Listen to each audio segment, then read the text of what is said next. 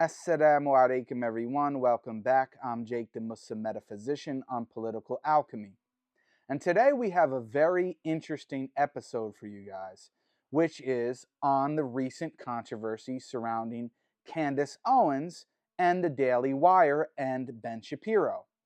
However, I'm not only going to focus on this recent controversy, I'm going to show you what I believe is the true reason as to why Candace Owens was fired from Ben Shapiro's Daily Wire. Not only that, I'm also going to expose a very clear issue with the moving target of anti-Semitism. Now, let me go to the clip and show you what is the interview that actually got Candace fired. Here we go. Anti-Semitism is the oldest hate in the world, and the hate that mutates. In 1948, because remember, it says Lord Sachs. Oh, I just want to pause it. You said it's a hate that mutates. Correct. So your belief then is that the definition of anti-Semitism can necessarily change. Is that correct? It's not just my belief. It is the commonly accepted understanding in both the Jewish and academic worlds. Okay. This isn't, okay? As I said, that's why I quoted, this is a quote. It's a great thing from Lord Sachs, Jonathan Sachs. It's a great thing from Nihilecka. This is just accepted as the understanding of, a cultural anthropologist. So I would just say off the bat, I do not accept that definitions can just mutate. That is something that I could debate that on, like the definition of a woman. I mean, and I'm saying not just about Jewish people. I think that we have to have a concrete definition to work with, because then you can just update and say, actually, I've changed that, and now this is what constitutes anti-Semitism. But Candace, that is the horror of anti-Semitism. So what you were saying is... So there you have it. Let's start off. What is the context of this interview and this video? The context is this rabbi called Rabbi Barkley, I don't know who he is, okay, has been writing, or at this point had been writing articles claiming that Candace Owens is an anti-Semite. So they agreed in the beginning, okay, if you're going to call her an anti-Semite, then we ought to define what anti-Semitism is. Now, in the context of attempting to define what anti-Semitism is, this Rabbi Barkley, waffles around for 5, 10, 15 minutes trying to define what anti-Semitism is. And he comes to a point here in the video where he says, well, in actual fact, anti-Semitism is actually a definition that mutates. It constantly mutates and changes over time. Why? Because it's a hidden, or it's a moving target.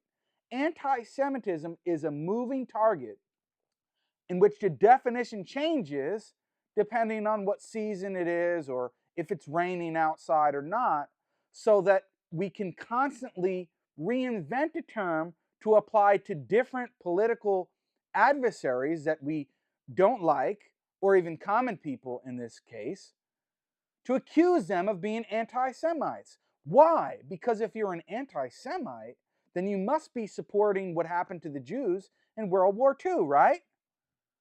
It's a slippery slope, and that's the agenda that many of these Zionists are trying to fulfill.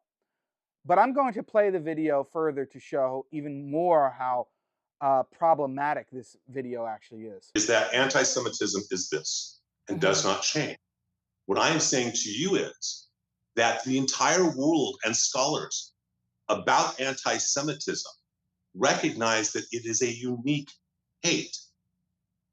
That if you define it as that Jews should not be able to exist collectively, okay, as a collective, they shouldn't have that right. That changes from the Middle Ages with religion, the 18th through 20th centuries about race, and then after Israel's created, it's a hatred based on the nation. And until that is understood, that it is, this isn't something that's really questioned about among academics, theologians, Jewish scholars. I'm not presenting it. This is why I thought that I'm so optimistic about a dialogue.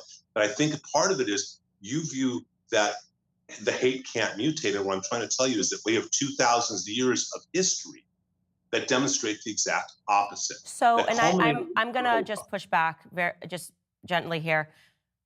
For me personally, if I thought that racism could just be an ever-shifting definition based on the experience of Black people, it would be a remarkable power, and I would be able to create something like BLM, which could say that everything was racist. So I am not going to be able to agree that definition should be able to transform according to what's happening during the day. But here's what I will say. If you could, just because I think it's really important for us to get to going through this article, because then you might be able to explain why you view it as anti-Semitism. If you could just give us what you are saying the current definition of anti-Semitism is today, that would be very helpful. The current definition of anti-Semitism today has to do with what the feelings are. It has to do with anti-Zionism, number one. That is a definition. Anti-Zionism, anti-Israel is anti-Semitism. Okay. This isn't so you believe that Jewish people can be anti-Semitic? Absolutely. Okay. So when you see a And- gathering of So there you have it, folks. Anti-Semitism is an ever developing, ever changing concept and definition. It mutates based on what? Based on their feelings. Based on their feelings, they can change and manipulate the definition to support their own political agendas. And just as Candace Owens pointed out, why should we buy into your ever-changing, mutating, developing concept of anti-Semitism? Just like people go around and have tried to redefine what a woman is. A woman is no longer a biological female. It's not somebody who was born a woman, it's somebody who woke up on the wrong side of the bed and decides that they would like to be called a woman. That's a woman. And we can accept this ever-changing understanding and concept of being an anti-Semite or anti-Semitism. Therefore, it's a slippery slope to saying, okay, well, John woke up on the wrong side of the bed and felt a little frisky, so he can call himself a woman, right? Well, no, we don't accept that. Rabbi Barkley doesn't accept that, but he wants us to accept that anti-Semitism is a unique kind of hate. Not the hate against Black people and what happened to them in slavery. Not the hate that Muslims experience around the world. Not the hate that the Native Americans experienced in the US and the genocide that was committed against them. Not the hate against the Palestinians, but anti-Semitism is a unique hate. And so after waffling around and not being able to give us a clear definition, Candace Owens presses him further to say, okay, Rabbi, since it changes all the time, just like the seasons, what actually is the understanding of anti-Semitism today? What does he say? The understanding of anti-Semitism today is anti-Zionism. So if you are against Zionism, if you are against the oppression of the Palestinian people, although he won't say that, but that's basically if you're a Zionist, it's going to lead to an acceptance in at least some degree or form of the oppression of the Palestinian people. Because there can't be Zionism without oppressing the Palestinian people and removing them from their homes and removing them from their lands and, committing all sorts of atrocities against them. So unless you're a Zionist, if you do not support Zionism, you're an anti-Semite. So because of that, Candace Owens, who has been critical in some capacity of Israel and what they've been doing, has been labeled an anti-Semite. And that led to her eventual firing and removal from the Zionist Daily Wire. Because the Daily Wire is run, we know, by Ben Shapiro. He's the co-founder. And Jeremy Boring.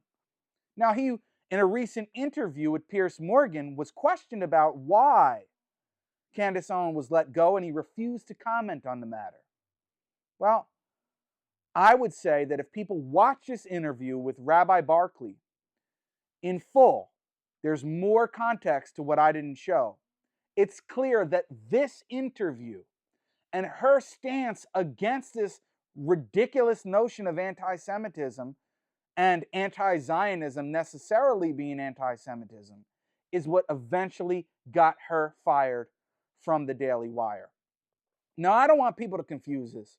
I don't want people to think that here at Political Alchemy, we are bending over backwards in support of Candace Owens. No, we're not. But what this video is meant to expose is the lies and distortions of the Zionists. That anti-Zionism is anti-Semitism. You must hate Jews if you're against the Zionist agenda and the Zionist state of Israel. You must accept that anti-Semitism is a unique kind of hate.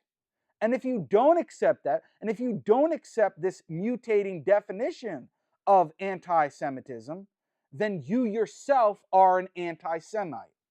So we are calling out the hypocrisy, the absolute dishonesty of the Zionists and their agenda. With that being said, guys, I hope that you enjoyed this video. If you did and you'd like to see more videos like it, please consider subscribing to the channel Political Alchemy, where we'll have much more videos like this in the future. Share it with your friends and family and give it a like if you enjoyed it. But until next time, guys, Assalamu alaikum wa rahmatullahi wa barakatuh.